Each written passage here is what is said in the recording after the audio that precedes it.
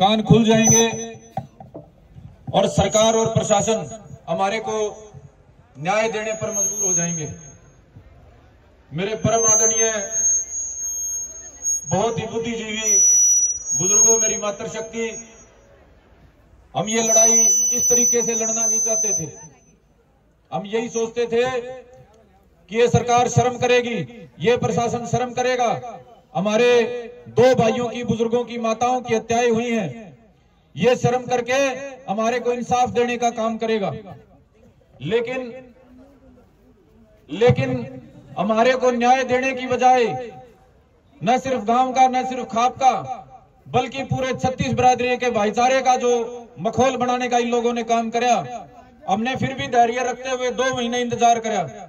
चौकी थाने से लेकर हरियाणा के मुख्यमंत्री का दरवाजा खटखटाया, छोटे नेता से लेकर बड़े नेता तक सबके हमने हाथ जोड़े, लेकिन कोई इंसाफ की बात करने की बजाय हालात ऐसे बना दिए कि अब तक जो 2 लड़के पकड़े गए हैं उनके भी 6 महीने में छूट के आने के आसार हो गए।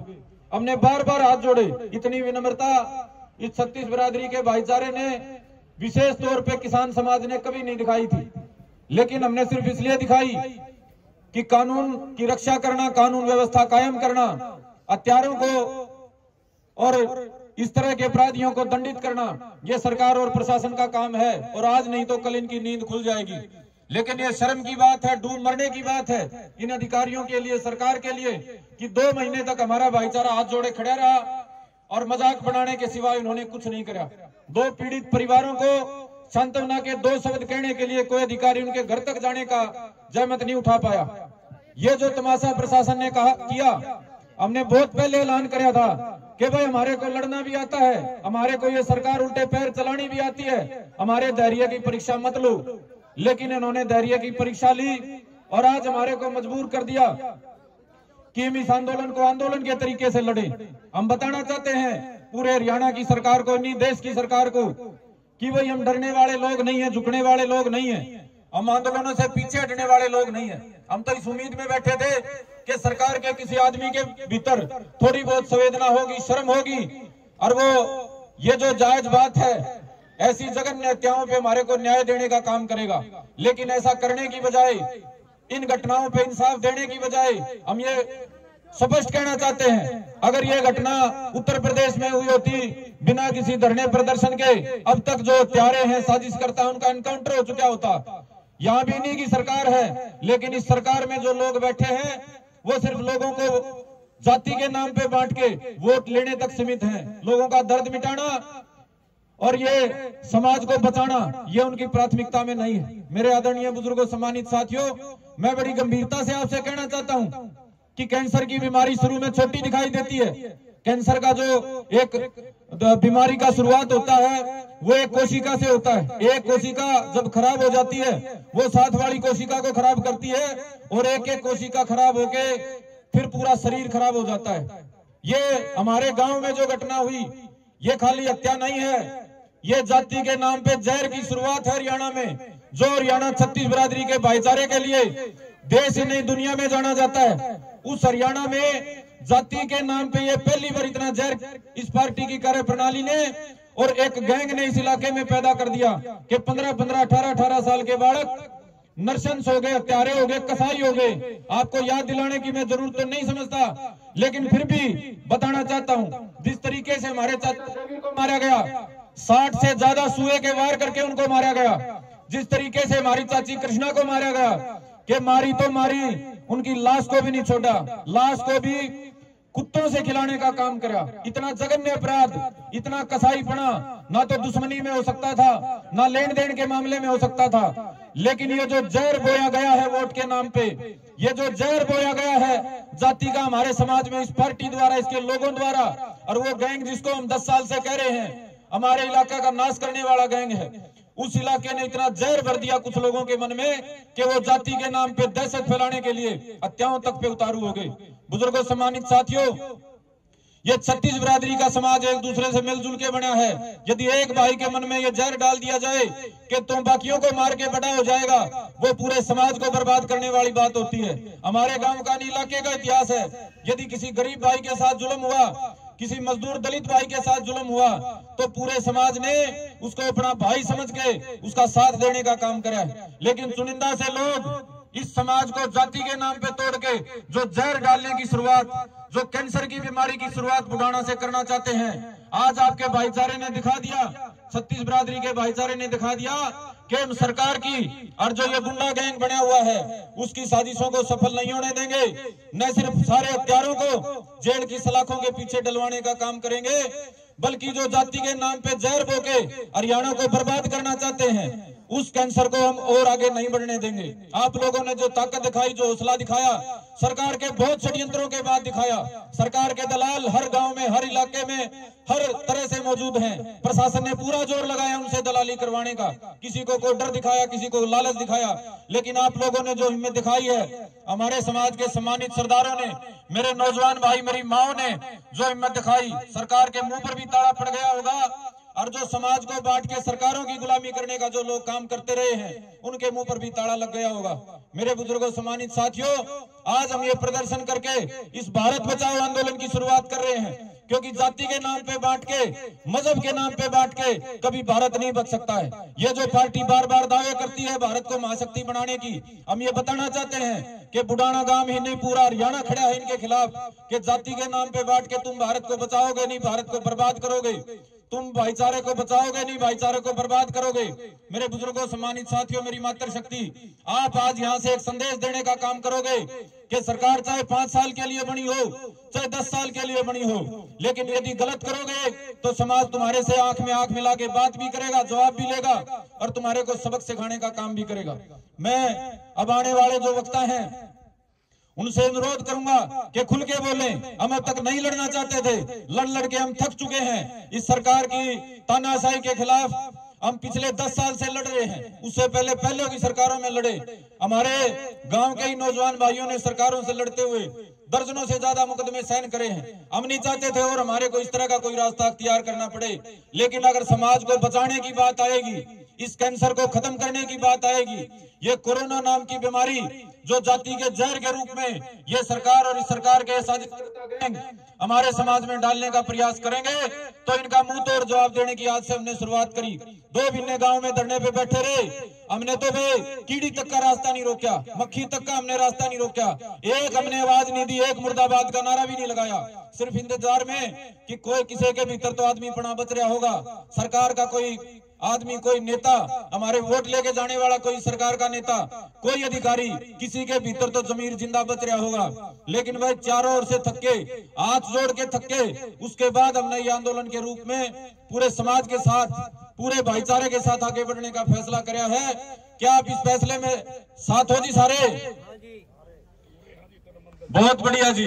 नहीं तो मैं एक बात गांव में हम बता के आए हैं, ये कैंसर की बीमारी शुरुआत में छोटी दिखाई देती है, जाति के नाम पे ये जहर का जो कैंसर यहाँ से डालने की शुरुआत हुई है, जो कसाईपने से यहाँ त्याग करने की शुरुआत हुई है, अगर इसको कैंसर को आप यहीं खत्म नहीं करोगे, एक दिन ये हरियाणा के पूरे छत्तीस बिरादरी के भाईचारे को बर्बाद कर देगी। जिस तरीके से बिहार में जाति के नाम पे जहर फैला के हजारों हत्याएं हुई हैं, जिस तरीके से वहां जाति के नाम पे सेनाएं बन के फूलन सैकड़ों मर्डर करे हैं, समाज को बर्बाद करने का काम किया है। अगर वो तो ये सरकार करवाना चाहती हो तो सरकार पूरी बैठी रहो ना। तो आज ये भाईचारा ये संकल्प करके आया है कि हम हरियाणा को बिहार नहीं बनने देंगे, हम हरियाणा को अपराध का अड्डा नहीं बनने देंगे। जिस दिन से हमारे गांव में हत्याएं हुई हैं और जो प्रशासन की लाल फीताशाही कह लो, लापरवाही रही है, जो अपराधियों के हौसले बढ़ाने का काम किया है, उसके बाद हमारे इलाके में कई हत्याएं हो चुकी हैं। क्यों हो चुकी हैं? क्योंकि सरकार को ये देख लिया अपराधियों ने कि ये सरकार अपराधियों को दंडित करने की बजाय उनका सजा देने वाली सरकार है, तो अपराधियों के भीतर से सरकार का और पुलिस का डर निकल चुका है। और जब निकल जाता है माड़े आदमी का, जब गुंडे का डर निकल जाता है, तो फिर उसको कोई रोकने वाला नहीं होता। हमारे बहनी में 2 मर्डर हो चुके हैं, अलग अलग गांव में बहुत मर्डर हो चुके हैं, बहुत हत्याएं हो चुकी हैं, और उसका जिम्मेदार सिर्फ ये हंसी पुलिस प्रशासन है, सिर्फ ये सरकार है। अगर हमारे को न्याय दे देते, जो साजिश करता, जो मास्टरमाइंड जिसने हमारे बच्चों का दिमाग खराब करके उनको कसाई बना दिया, अगर उनको 302 में जेल में डाल दिया होता, जो साजिश करता समाज में जहर फैला के समाज का नाश कर रहे हैं, अगर उनको दंडित कर दिया होता और जो पीड़ित परिवार हैं उनके आंसू पोंछने का काम कर दिया होता तो आज हरियाणा में हत्याओं का ये दौर नहीं चला होता। लेकिन आज ये सरकार भी सुन ले, जिला प्रशासन भी सुन ले, हम लड़ना नहीं चाहते थे, तुमने लड़ने पे मजबूर कर दिया। इस लड़ाई का अंजाम चाहे जो भी हो, हम समाज को किसी भी हालत में बर्बाद नहीं होने देंगे। जाति के नाम पे जो भाईचारा खत्म करवाने की तुम्हारी साजिश है, हम 36 बिरादरी को और ज्यादा मजबूत करके तुम्हारे को आज से मुंह तोड़ जवाब देना शुरू करेंगे। न्याय मिलने तक लड़ेंगे, चाहे जो भी हमारे को परिणाम इसका मिले। और मैं बार बार धन्यवाद देता हूँ, एक बुलावे पे जो ताकत इस पूरे इलाके ने, भाईचारे ने, समाज ने, जो सोशल मीडिया के माध्यम से भी भाई यहाँ पहुंचे, उन्होंने दिखाई है, हम उसके लिए सदा आपके आभारी रहेंगे। ये मेरे पत्रकार साथी, यूट्यूबर साथी, आपने पहले दिन से लेकर 2 महीने जो तपस्या करी है सर्दी में, ये पूरा समाज सदैव आपका आभारी रहेगा। तो मैं मेरी बात को विराम देने से पहले आपसे अपील करूंगा, जो भाई यहाँ बोलने के लिए खड़ा हो, बिल्कुल खुले मन से आज से हम इस सरकार के खिलाफ जंग की शुरुआत करते हैं, इंकलाब की, आंदोलन की शुरुआत करते हैं। हम लड़ना नहीं चाहते थे, 2 महीने बहुत हाथ जोड़े, लेकिन हमारे धैर्य की सारी परीक्षाएं इन्होंने मजाक में ले ली। अब हम और हमारे समाज का, हमारे 36 बिरादरी के भाईचारे का, हमारे इलाके का, जो किसान कौम जिसमें हम पैदा हुए हैं, जो देश की सीमाओं पे कुर्बानी देने से लेके पूरे देश का पेट भरने का काम करती है, पूरे देश का सम्मान बढ़ाने का काम करती है, अगर उस कौम के प्रतिनिधि होके हम सरकार की इस गुंडागर्दी के खिलाफ चुप बैठे रहेंगे तो हमारा जमीर उसकी इजाजत हमारे को नहीं देगा। मैं बार बार आपका धन्यवाद करते हुए सभी वक्ताओं से अनुरोध करूंगा कि अपने सामने खड़ी इस मातृ शक्ति को, भगत सिंह जैसे नौजवानों को, महाराणा प्रताप जैसे मेरे योद्धा बुजुर्गों को देख के खुल के आज से इस सरकार के कान खोलने का काम करें, ताकि आगे कोई अधिकारी जातिगत मानसिकता मन में लेके, ताकि आगे कोई नेता अपनी पार्टी के वोट बैंक की राजनीति के चक्कर में इस तरह का मजाक जैसे बुढ़ाना में हमारे माताओं का, हमारे भाइयों का बनाया गया है, आगे वो बनाने का काम ना करे। आप सबने मेरी बात को